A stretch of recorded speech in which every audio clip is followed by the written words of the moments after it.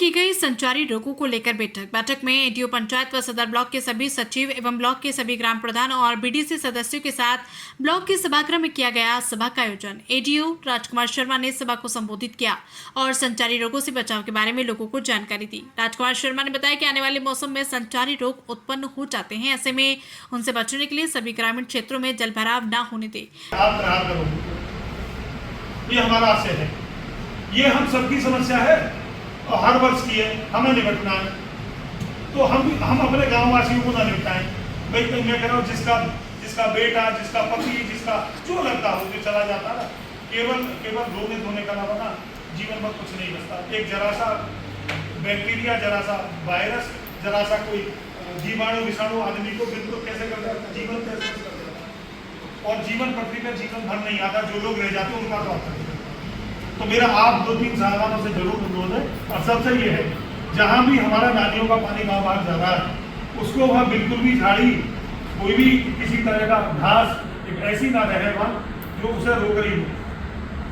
जहाँ भी भेज रहे हो, खाई में भेज रहे हो, जहाँ भेज रहे हो, उसे वहाँ से बहा दो, तो क्या नाम बहने दो, उसका फ्लो बना दो। सब करते हो, पर इसमें ना ये करना पड़ेगा, सुनने की बात नहीं करना पड़ेगा।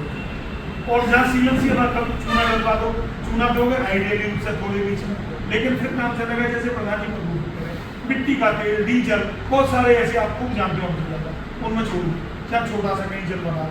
और तालाबों में जल भराव, उसके आसपास जो जल निकासी होना है, वहाँ जो भी निकास द्वार है, पानी की एग्जिट है, उसको साफ सफाई करानी ही है। ये आपसे हमारा ये सब किसका हिस्सा है? संचारी रोग और जो ये दस्तक अभियान है, ये सब उसी का एक हिस्सा है। इसलिए आपको ये क्या नाम है, पंचायत साहब बता रहे थे, ज्ञान सबको है पर संज्ञान लेना है। कितना अंतर है? ज्ञान सबको है पर लेना क्या है? संज्ञान लेना है। मैं आपसे दोबारा आश्वस्त कर रहा हूँ, आप मनरेगा से ट्रंच मत खुदवाओ कहीं भी। जब ट्रंच खुद जाती है वहाँ जलभराव होता है, और जलभराव होता है तो वहाँ मच्छर भी पलते हैं।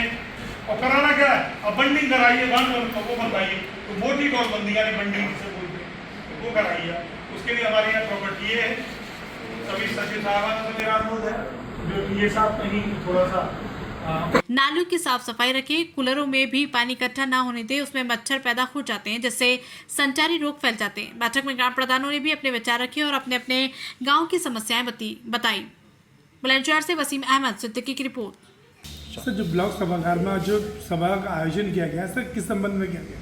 ये आज सम्मानित ग्राम प्रधानगण और ये सचिव साथी थे और अन्य बीडीसी मेंबर थे। ये जो रैनी सीजन हमारा आ रहा है, तो इसमें जो संचारी रोगों के बढ़ने की बहुत क्या नाम है संभावना बढ़ जाती है। संभावनाएं नहीं, बहुत संचारी रोग बढ़ जाते हैं जब बारिश का मौसम आता है। तो उसमें ग्राम पंचायतों में समुचित रूप से साफ सफाई की व्यवस्था रहे। संचारी ये जो कार्यक्रम था जिसके तहत ये बुलाया गया सम्मानित ग्राम प्रधानों को, तो ये था संचारी रोग नियंत्रण एवं दस्तक अभियान। यानी गांव में कहीं भी जलभराव की समस्या हो, उसे जो एकदम साफ सफाई करा दी जाए। कहीं झाड़ी है, नाली में जल भराव है, किसी के घर में अंदर जल भराव है, कहीं कूलर में कहीं पानी है, किसी के छत पे यदि गंदगी है, टायर है, कहीं पानी पड़ा है, ताकि मच्छर पैदा ना हो।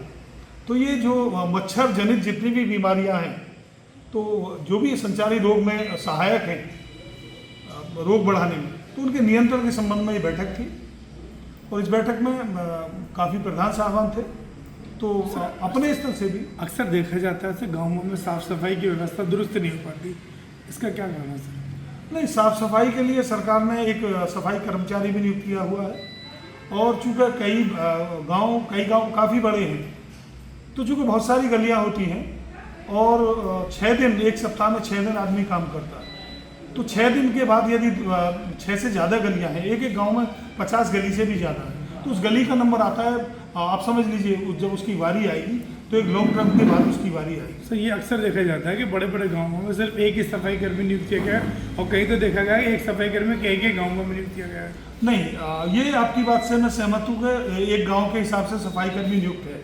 तो सबसे पहले मैं आपको स्पष्ट बताना चाहूँगा, हर गाँव में सफाई कर्मचारी, जितनी हमारे यहाँ 70 ग्राम पंचायतें हैं, तो हमारे 70 सफाई कर्मचारी नहीं है। 1-2 गाँव खाली हैं, कम है। दूसरा ये है कई सारे ऐसे कारण बन जाते हैं, जैसे अभी पीछे इलेक्शन का दौर था। इलेक्शन के दौर में जो सरकारी मशीनरी का कई बार इस्तेमाल होता है, तो बहुत सारी चीज़ें जैसे इधर उधर ट्रांसपोर्टेशन का इसका जो भी काम होता है, सामान को इधर ले जाना उधर ले जाना, तो उसमें काफ़ी सफाई कर्मियों को जिलाधिकारी महोदय द्वारा उनको कार्मिकों को वहाँ व्यवस्था दुरुस्त करने के लिए लगा दिया जाता है। तो साथ ही उसमें एक ये भी है कि ग्राम प्रधान चाहें तो ग्राम पंचायत से जो टाइड फंड है उससे साफ सफाई कराने की व्यवस्था सरकार ने की है, तो उससे भी वो साफ सफाई जो कोई मस्टर रोल पे व्यक्ति लगाकर साफ सफाई करा सकते हैं। ये अलग से प्रावधान है।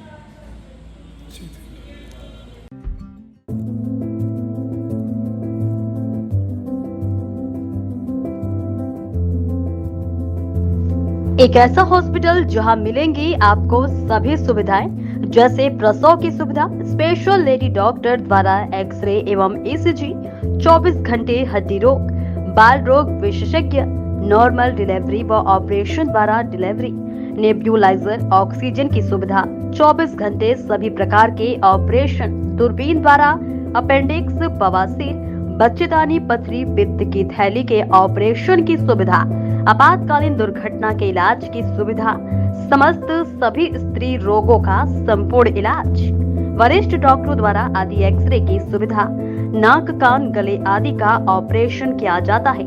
आयुष्मान कार्ड धारक को निःशुल्क इलाज की सुविधा भी उपलब्ध है। प्रत्येक बृहस्पतिवार को ओपीडी फ्री रहती है। हमारा पता है लल्ला बाबू चौराहा रोड निकट मुस्लिम इंटर कॉलेज, बुलंदशहर। तो देर ना करें, जल्द आए। Meerut lifeline multinational hospital.